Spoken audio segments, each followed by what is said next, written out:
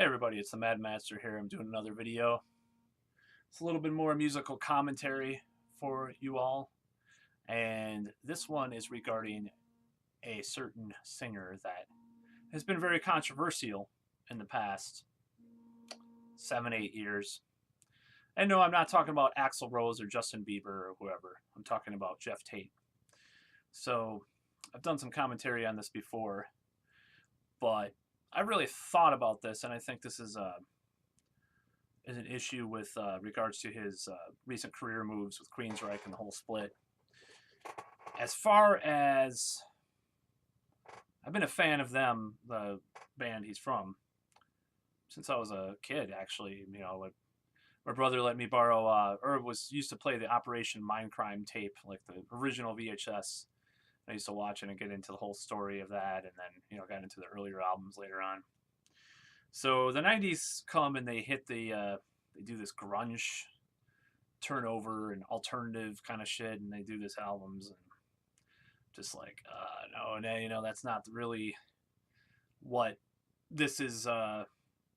Not what they were meant to do, and so therefore, their listening to them was not in the cards for me until they got another singer. But the whole story behind that, you can definitely read about it. How they split with Geoff Tate. So Geoff Tate kind of took control of the band after Chris DeGarmo left to some extent, and that's where now they have Todd LaTorre. They are there today with him, and they are pretty good. I've seen them live, and it was good. It was at like a festival, kind of thing, so it wasn't the greatest like sound or atmosphere to see him at, and it was cool. But I've also seen him with Geoff Tate back when they opened for Rob Halford's band and and Iron Maiden back in 2000. It was pretty good. They didn't have obviously they don't have DeGarmo anymore. It was a big part of the band, but it was okay. And anyways, I followed their career. I got one of the last albums I bought from them was Operation Mindcrime 2, which there was a lot of mistakes done with that album. I don't think they should have had a sequel. It's kind of like the worst sequel ever made for a album. It's just like, what's the point? It kind of defeats the original story of the album. So one of the problems with that, though, is the production is and was just kind of deteriorating. And so with his recent career moves, with his recent bands, or whatever you want to call it, that's continued, and he has these guitarists that they're okay, like certain guitarists that he's worked with more recently, but just, they don't, when they try to play Queensryche stuff live, it's just, what the hell, what is he doing, And, one of the guitarists has gotten this nickname on the internet they call him Oven Mitts, and I think it's pretty funny. It's pretty apt about his guitar playing. So, I mean, if you play a cover of a song, you should try to at least learn the way it's supposed to be played.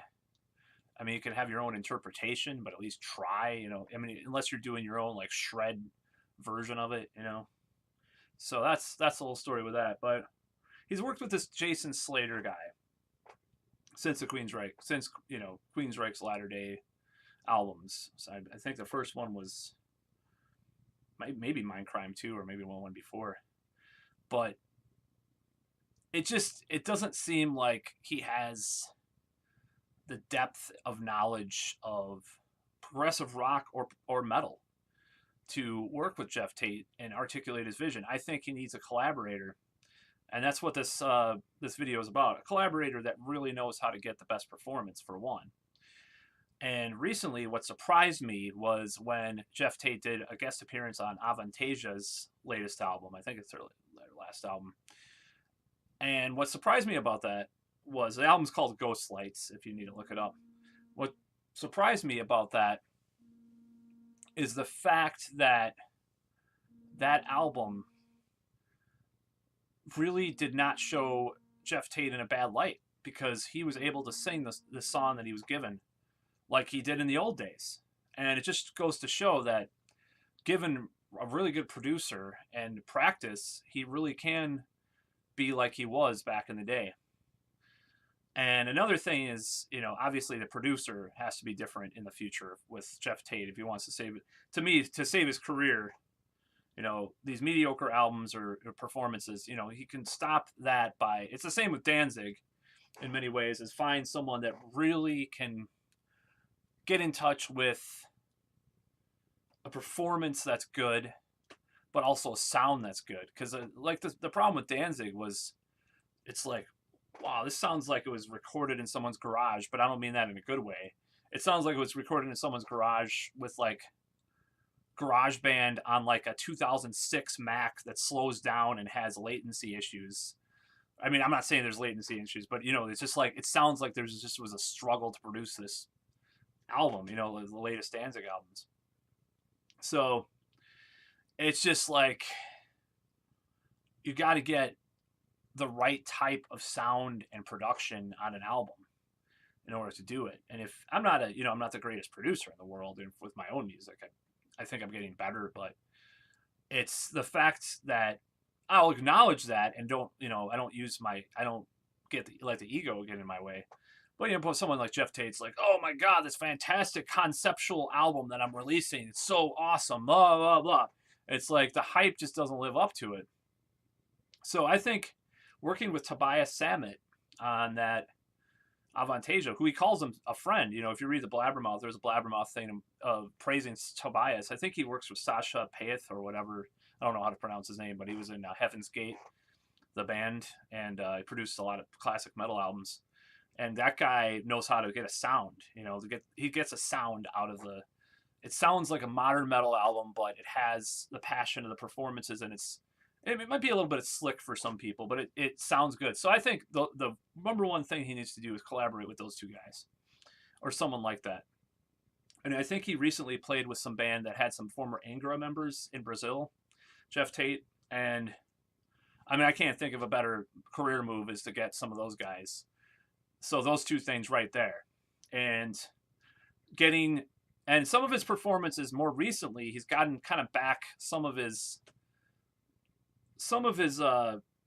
presence has been returning. So, like, for example, I think I saw a performance, it might have been in South America, ironically enough, of Geoff Tate, and he was singing some song from Mindcrime or Rage for Order or something, and it sounded pretty good.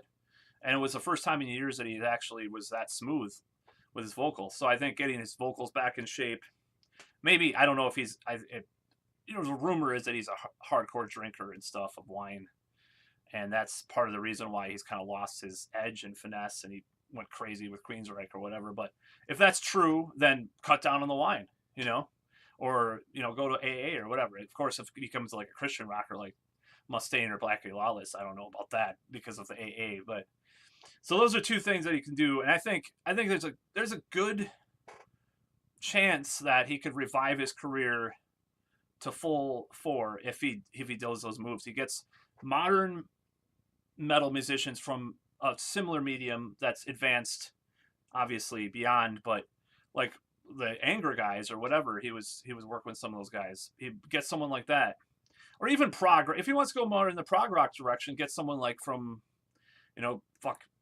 if he would work with Steve Wilson or not Steve Wilson, but someone from an actual prog rock band, a modern prog rock band to work with. Maybe get one of those guys, get some of the metal guys for the people that like metal. I know Geoff Tate has had this really, really weird mixed relationship with the word metal over the years. So maybe get a little bit of both. And, maybe even get DeGarmo, if he wants to collaborate on a couple of songs, he could do this album that has these guest musicians, but none of these mediocre ones.